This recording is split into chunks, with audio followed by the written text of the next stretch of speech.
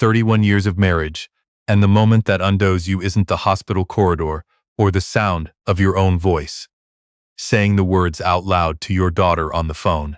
It's the Saturday morning 3 weeks later, when you wake up at 6:47, because that's when you've always woken up, and you lie there in the specific silence of a house that used to have someone else's breathing in it, and you realize you have nowhere to be and no one to make breakfast for, and the day stretches out in front of you like something you're supposed to cross but can't see the other side of. My name is Thomas Whitfield. I spent 28 years as a civil engineer for the city of Raleigh, North Carolina, which means I spent 28 years designing the things that hold other things up. Storm drainage systems, retaining walls, the kind of infrastructure that people drive over and walk past and never think about because it's doing exactly what it's supposed to do. I retired 3 years ago and have since filled my time with a vegetable garden that produces more zucchini than any two people can reasonably eat, a woodworking shop in the garage, and a standing Tuesday lunch with my friend Lou Parrish at a diner on Six Forks Road that hasn't changed its menu in 20 years and doesn't intend to. It is a quiet life. I have always been comfortable with quiet. Nora was not quiet. Nora was the loudest laugh in any room she was in, which sounds like a simple thing and is not. The kind of laugh that doesn't ask permission, that arrives before she's decided to let it, that made strangers smile across restaurants without knowing why. I met her at a church potluck in 1993 when she argued with my mother about the correct ratio of cream, cheese to cheddar in a twice-baked potato, and was so cheerfully certain she was right that my mother, who had never conceded a cooking argument in her life, eventually just started laughing. I introduced myself after, and Nora looked at me and said, "Your mother is wrong, by the way, but I like her." And I said, "I'll let you be the one to tell her." And she said, "I just did." And that was that. We were married 14 months later. Nora was a consultant. That's the word she used in the early years. And then later she used the word practice. And then later still she sometimes just said work.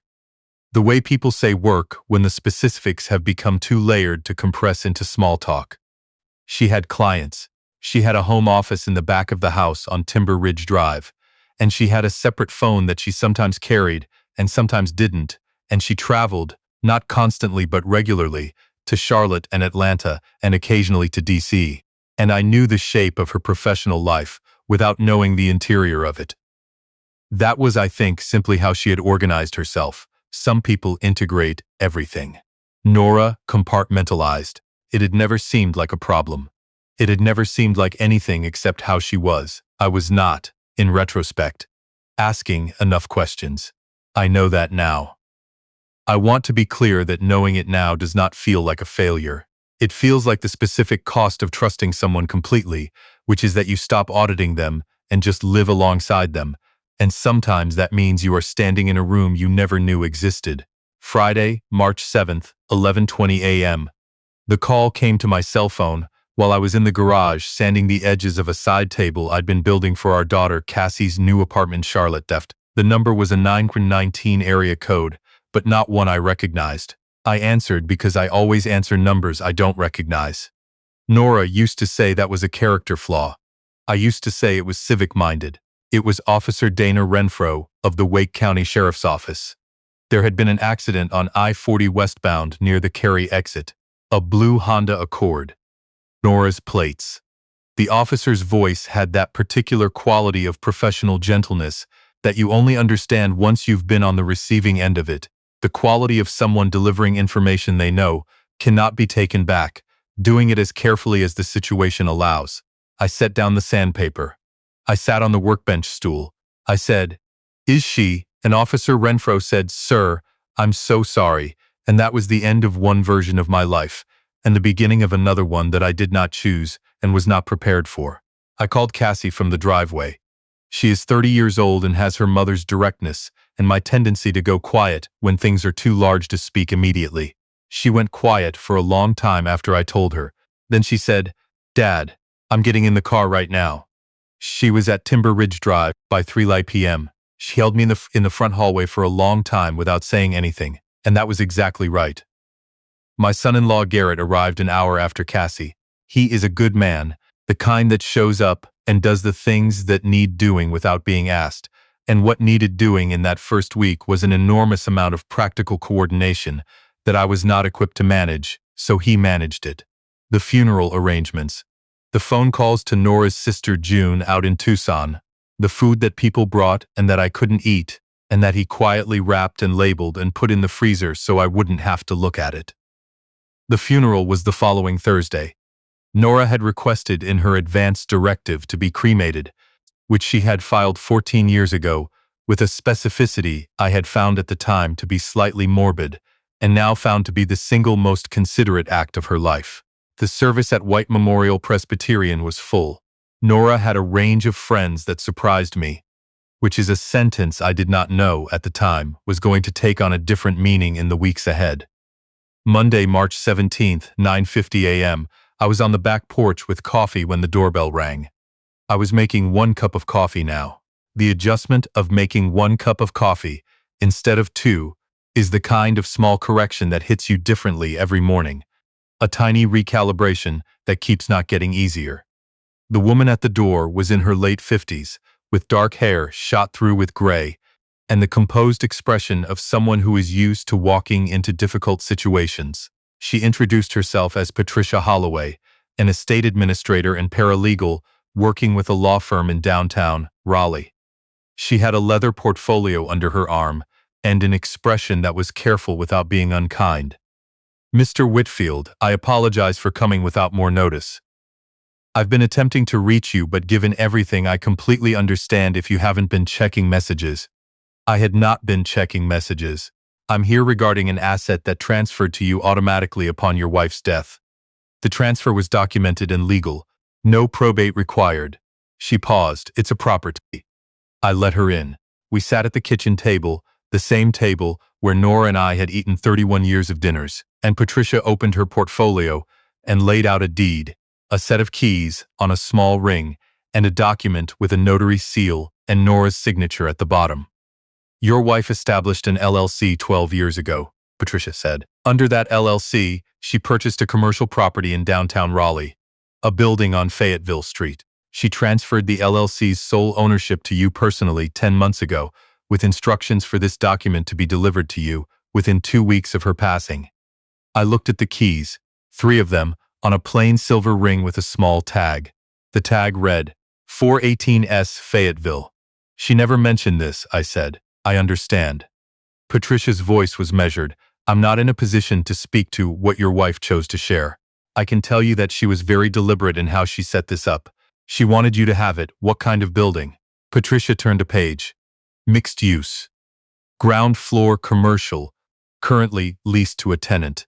Second and third floor office space. Your wife used the upper floors for her professional work. The LLC has paid the property taxes and maintenance and mortgage on schedule for 12 years. It carries a remaining mortgage of approximately $340,000 on a property currently appraised at just over $1.1 million. I sat with that for a moment. A building on Fayetteville Street. 12 years. I had driven down Fayetteville Street hundreds of times. I had never once considered that Nora might own something on it. "Why didn't she tell me?" I asked. Patricia was quiet in the way of a person who has an answer they are choosing to leave to someone else.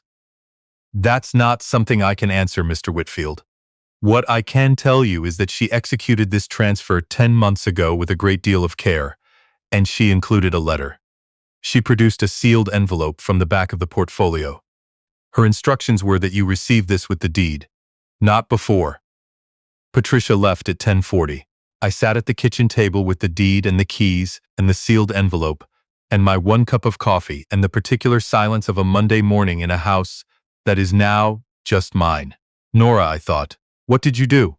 Here is what I knew about Nora's professional life, which is to say, the frame without the painting. She had clients. She had meetings. She had work that she described as confidential in the way of industries where confidentiality is not unusual, where the clients are paying in part for discretion, and the discretion is part of the product. I had known for years, since an early conversation she'd initiated around our 15th anniversary, that her work involved sensitive organizational matters. She had been clear with me then, in the direct way she was always clear. Thomas, there are aspects of what I do that I can't talk about at home. Not because I don't trust you, because the clients trust me, and that comes first.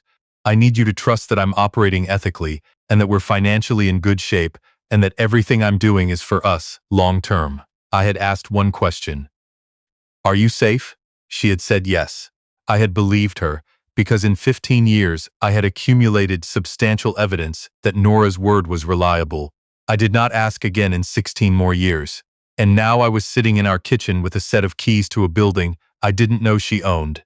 And I was beginning to understand that trusting someone completely is sometimes how you end up surprised by the full extent of what they've built. I called Lou Parrish that afternoon. Lou has been my closest friend since we coached youth soccer together in 2001, and has the quality of a man who can hear hard news without flinching and respond to it with something useful. I sat in his living room on Leadmine Road and told him about Patricia Holloway and the deed and the LLC and the building on Fayetteville Street. Lou listened without interrupting, which is one of his better qualities. When I finished, he said, "You haven't been down there yet." "No, what are you thinking?" "I'm thinking she had 12 years of reasons for whatever she did. Nora always had reasons." I picked up the glass of water he'd handed me when I arrived and set it down again. "I'm thinking I need to see it before I decide anything." "You going to sell it?" I don't know. I don't know what I have yet." I looked at the coffee table. "Lou, she said everything she did was for us long term. She wasn't wrong. I know she wasn't wrong. I just don't know the shape of it yet." Lou looked at me. "Thomas, whatever that building is, she transferred it to you 10 months before she died. She did the paperwork. She got the notarization. She wrote you a letter. That's not someone hiding something from you. That's someone making sure you land safely." He paused. "Call your attorney tomorrow." "My attorney is James Okafor, Real Estate and Estate Law, office on Hillsborough Street. He has represented me since the closing on the Timber Ridge house and has the quality of a lawyer who delivers information without softening it past the point of usefulness." James had reviewed the scanned documents by 9 the next morning and was ready when I arrived at his office. "The transfer is clean," he said. "The LLC is properly structured. The conveyance to you personally is valid. Title is clear. No liens, no competing claims, no complications." He set the page down. "The LLC has been operating for 12 years with no defaults. The commercial tenant on the ground floor has a lease with 14 months remaining. The upper floors were used exclusively by your wife for her practice." He looked at me over the papers. "Thomas, you didn't know about this property?" "No." "Or the LLC?" "No." He was quiet for a moment. "The registered agent for the LLC is listed as a woman named Beverly Marsh. She's identified as a professional associate. I'd recommend talking to her before you make any decisions about the property." He slid a page across the desk. "There's also a name that comes up in the LLC's affiliated documents. An individual named Scott Pryor, listed as a former minority interest holder. The interest was terminated 18 months ago according to the records, but I'd want to understand the nature of that arrangement before you encounter him unexpectedly." "Scott Pryor. I didn't know that name either." "I'm going to see the building first," I said. James nodded. "Of course, but Thomas." He looked at me with the directness of a man who has said difficult things to clients for 30 years. "Before you make any decisions at all, call me. Whatever you find in there, call me first." The drive from Hillsborough Street to 418 South Fayetteville takes about 9 minutes on a mid-morning Tuesday in Raleigh. I know because I sat in the parking garage on Davie Street for 7 of those minutes after I'd parked, just sitting with the engine off and the keys in my hand, which is not my usual relationship with action. I am generally a man who, once a decision is made, executes it. The sitting was not indecision. It was more like the specific stillness before you do something you understand is going to change the way you see a large portion of your life. You want to be ready. You are not ready. You go anyway. 418 South Fayetteville is a 3-story brick building in a block of similar buildings that dates from the early 1900s. The ground floor has a glass storefront, currently occupied by a small graphic design firm. The upper floors have individual windows, clean and maintained, with no signage visible from the street. It is an unremarkable building on a street of unremarkable buildings, which is to say it fits into its surroundings in the way that a person with serious interior life sometimes fits into their surroundings, without announcing itself. I had driven past it many times. I had never stopped.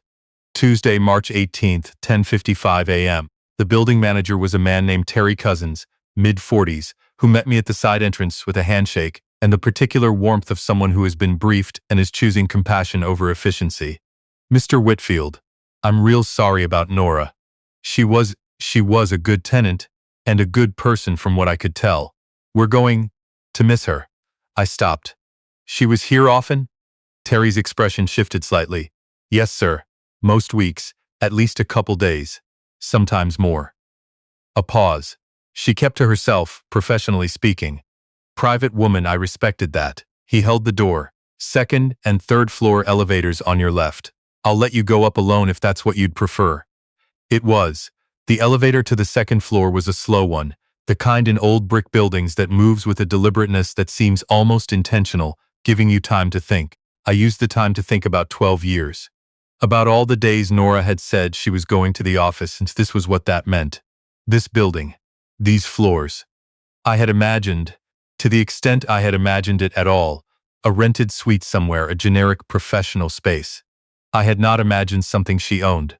The second floor opened into an open-plan workspace. 4 desks, a long conference table, a whiteboard with faint dry erase, writing still visible, bookshelves along the north wall with reference texts and binders, natural light from the front windows, and a view of Fayetteville Street below.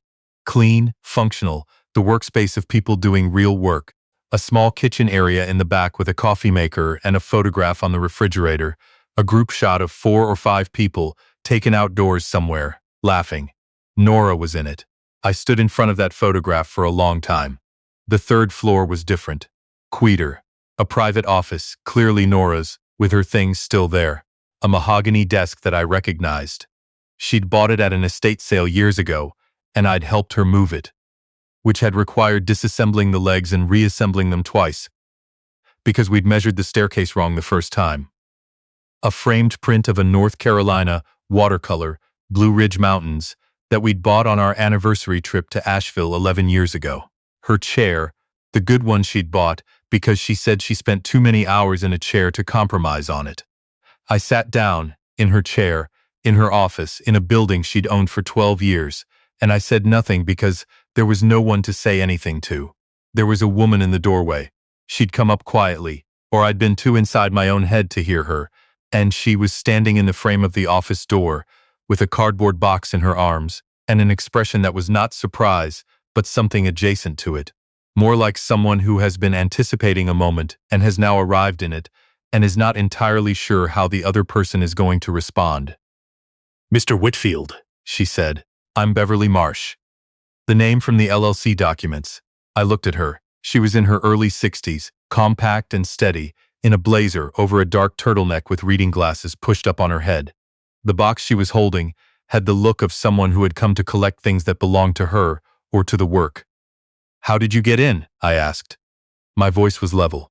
I have spent enough years in professional environments where keeping your voice level is a survival skill that I do it now without thinking. "Terry let me up. I should have called first." She held the box a little tighter. "I genuinely apologize. I wanted to get some working files before. I wasn't sure when you'd be coming, and I wanted to give you space. I'm sorry." "Who are you?" to Nora. She set the box down on one of the chairs along the wall and turned to face me with the posture of someone who is prepared for a conversation and intends to have it correctly. "I was her professional partner, have been for 9 years, organizational consulting, specifically around leadership transitions and institutional crisis management. When companies are coming apart at the seams, board conflict, executive failure, regulatory exposure, they hire people like us to come in quietly, assess the actual problem, and help them navigate it without making it worse. Nora was the best I've ever worked with." She paused. "The best, full stop. She kept this entirely separate," I said. "She did."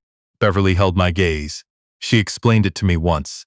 She said the work required her to carry a lot of other people's confidential material, and she didn't want any of it in your home. She said you were the most straightforward person she'd ever known, and she meant that as something she protected.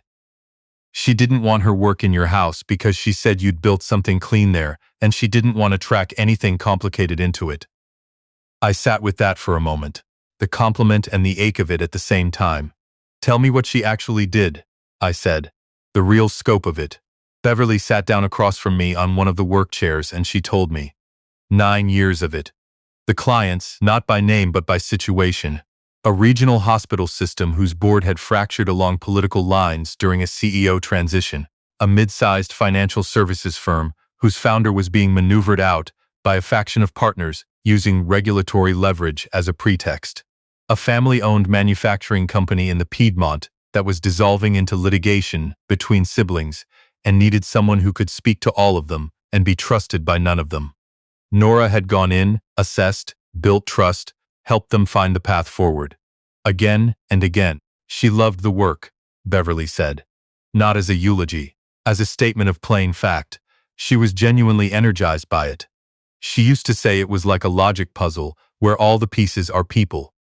She looked at the mahogany desk. She was also good at keeping it from consuming her, which most people in this field can't do. She left it here when she left the building. She said she learned that from you, that you had a way of leaving your work at work, and she'd taught herself to do the same. If you've been listening for a while, it really means something when you hit that like button and subscribe. It keeps this channel going and helps stories like this reach people who need them. Now let's keep going, because we're not finished yet.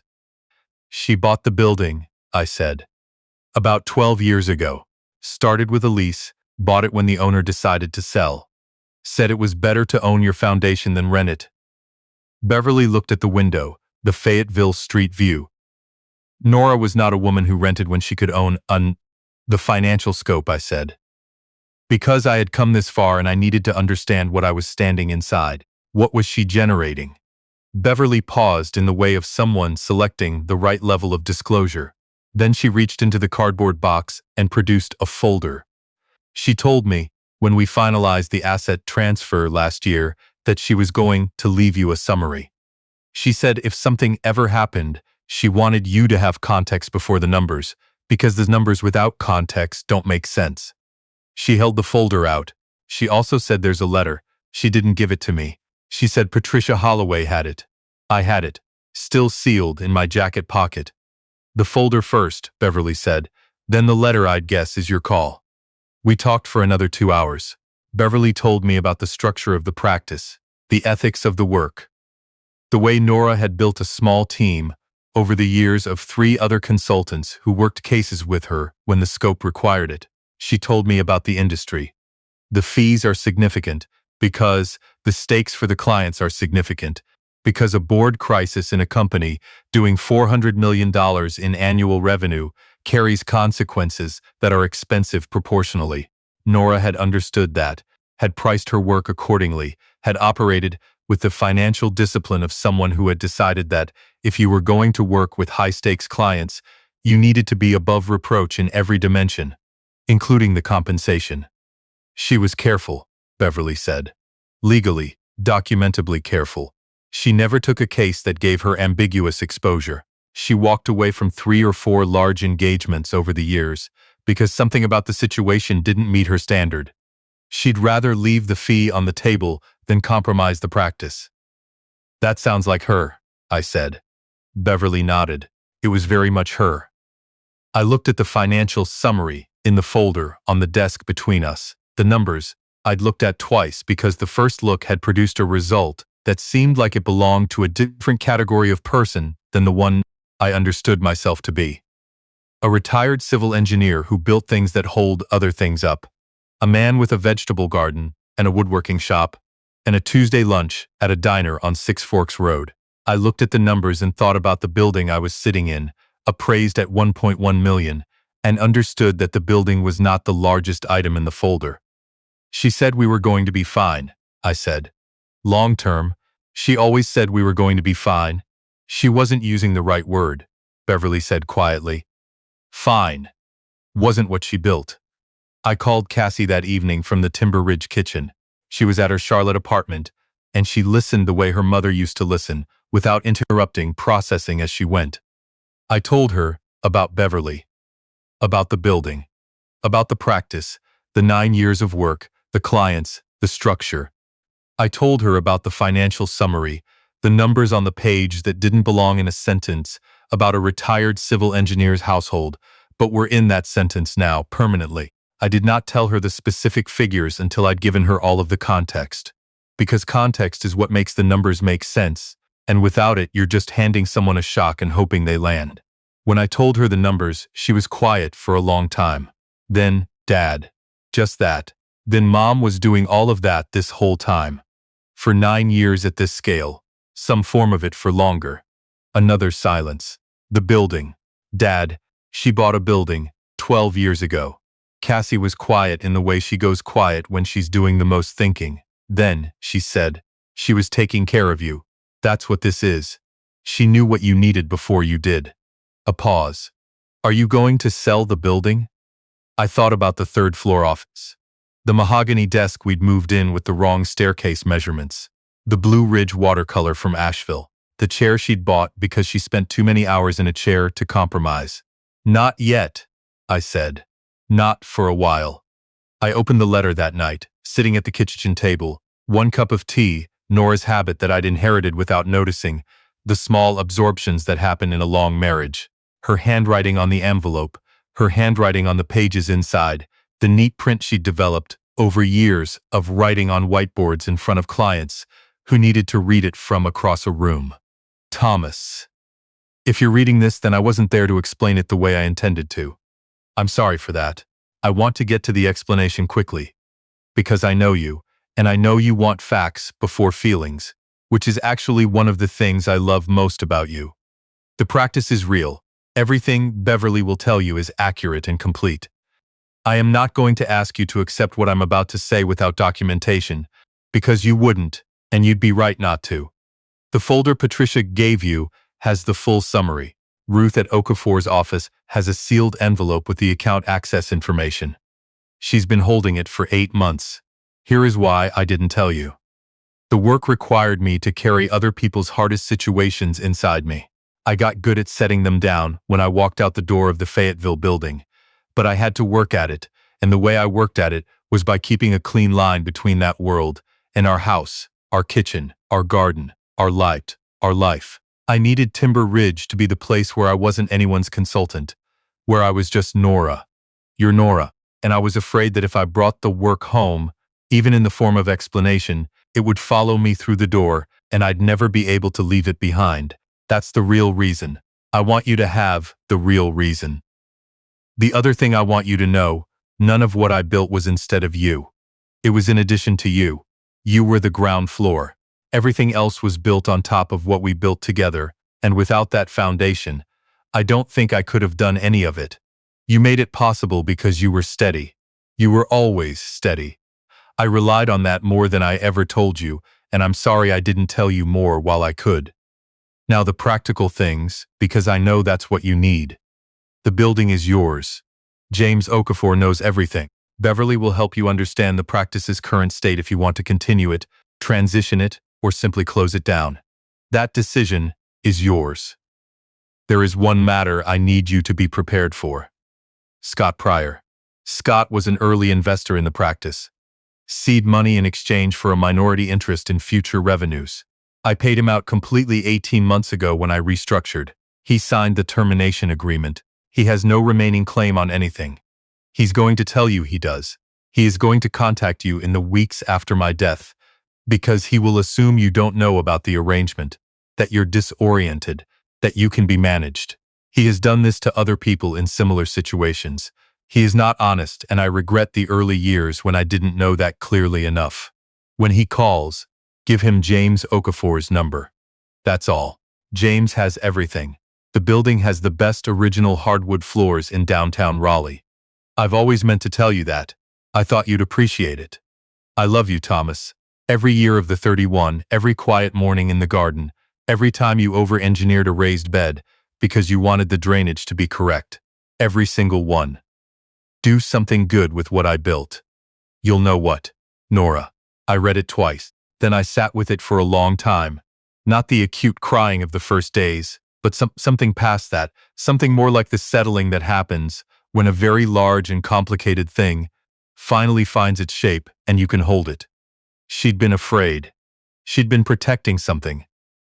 She'd been protecting me in the way she understood protection, and she hadn't been wrong about what I needed, even if she'd been wrong about telling me. She chose me anyway, I thought. Every Tuesday she drove to that building, and every night she came home and sat at this table, and she chose this.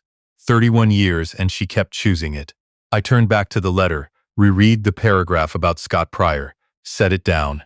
James Okafor had already briefed me on Scott, but reading Nora's account of him, in her own words, with her specific directness, made me understand something I hadn't fully understood before. She had seen it coming. She had seen it coming, and she had spent 10 months making sure I would be armed when it arrived. Every attorney, every document, every sealed envelope in the right person's file. Not hoping I'd land okay, engineering it. Scott Pryor called my cell on a Thursday afternoon, late March, while I was in the garage woodworking shop, attempting to get back to the side table. I'd abandoned the morning Officer Renfro called. I didn't recognize the number. I answered because I always answer numbers I don't recognize. He had a smooth voice, the kind that has been trained to sound warmer than the person using it actually is, and he expressed condolences and mentioned a long-standing professional relationship with Nora and said he'd very much like to discuss some matters related to her business affairs at my earliest convenience. I forwarded the voicemail to James Okafor. Then I called Scott back. "Scott," I said, "I'm going to give you a phone number. His name is James Okafor. He's going to be able to answer any questions you have about Nora's business affairs, including the investment arrangement and the termination agreement you signed 18 months ago." A pause. Something shifted in the smooth voice, a recalculation happening in real time. "I'm not sure exactly what Nora may have. The number is," I said, and I gave it to him. "Have a good afternoon." I hung up and went back to the side table. "Nora," I thought, "you drew me a map with every exit marked." I returned to the Fayetteville building 3 more times over the next month, once to meet with Beverly and the 2 other consultants on Nora's team about the future of the practice. Once to sit alone in the 3rd-floor office with the door closed and just be in the space for an hour. Once to show Cassie, who drove up from Charlotte on a Saturday morning and stood in the 2nd-floor workspace with her hands in her coat pockets and looked at everything slowly and carefully, the way she looks at things when she's committing them to memory. She had a whole life here, Cassie said. Not accusatory. Odd. A professional one. Not instead of us. Alongside. Cassie looked at the photograph on the refrigerator, the group shot of Nora and her colleagues outdoors somewhere, laughing. She reached up and took it off the refrigerator and looked at it. Then she put it carefully in her bag. "I want this. Take whatever you want." She turned around and looked at the room. "What are you going to do with the building?" I had been thinking about that. I had been thinking about it since the night I read Nora's letter, since the line about the best original hardwood floors in downtown Raleigh. Since she'd said, "Do something good with what I built. You'll know what." "Beverly wants to continue the practice," I said. "Her and the team. They've got clients, reputation, cases already in progress." I looked at the bookshelves along the north wall, the reference texts. "I'm going to let her lease the upper floors at a rate that keeps the practice running. Keep the building. See how it goes." Cassie nodded slowly. "Mom would like that." "I know." We stood there for a moment, Cassie and I, in the 2nd-floor office of a building on Fayetteville Street that Nora had owned for 12 years and used to build something that I was only beginning to understand the full shape of. "She didn't tell you," Cassie said, "because she thought it would worry you. Because she knew I'd want to protect her from whatever she was carrying. And she didn't need protecting. She needed the opposite," I said. "She needed someone who didn't know what she was carrying, so she could actually put it down at the end of the day." Cassie was quiet. She has her mother's ability to be quiet in the right way at the right moment. Then she said, "She told Beverly you were the most straightforward person she'd ever known." "Beverly told me." "She meant it as the highest thing," Cassie said. "That's Mom. That was always Mom." Lou came over for dinner that Friday. We ate at the kitchen table, Nora's table, with Nora's good cast iron pan and the herb garden visible through the window that I still needed to recalk around the frame. Something on the list that had been on the list for 3 years and had never quite gotten to the top. When Nora was here to make me feel there was no urgency. I was aware of the urgency now, not because of the window, but because urgency was what you felt when the person who made things seem unhurried was gone. Lou brought beer. We drank it. The house was quiet in the particular way it was going to be for the foreseeable future, the quiet of a space that used to have more people in it and is adjusting. "How's the building?" Lou asked. "Beverly's team is staying on. I'm keeping it." Lou nodded. He'd heard the full story by now, in pieces over several lunches. He'd been characteristically steady about all of it. "You okay?" he asked. I considered the question the way it deserved to be considered. About the building and the letter, and Nora's handwriting on the envelope. About Beverly saying she was the best I've ever worked with.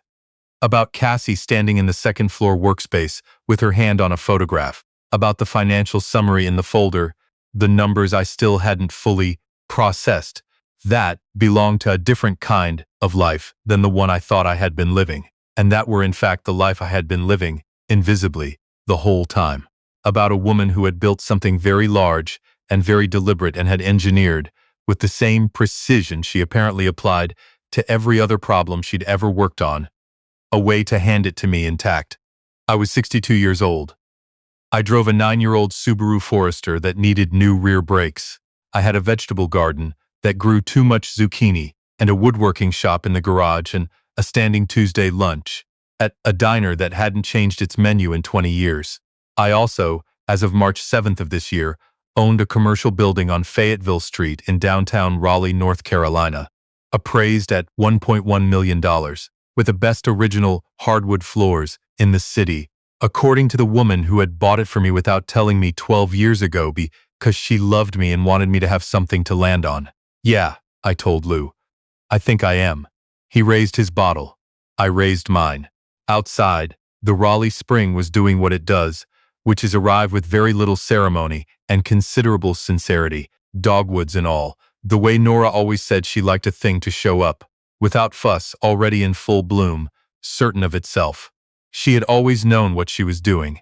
Even at the end, especially at the end, she had known exactly what she was doing. And the building on Fayetteville Street was still standing the way good things stand, quietly, holding everything else up.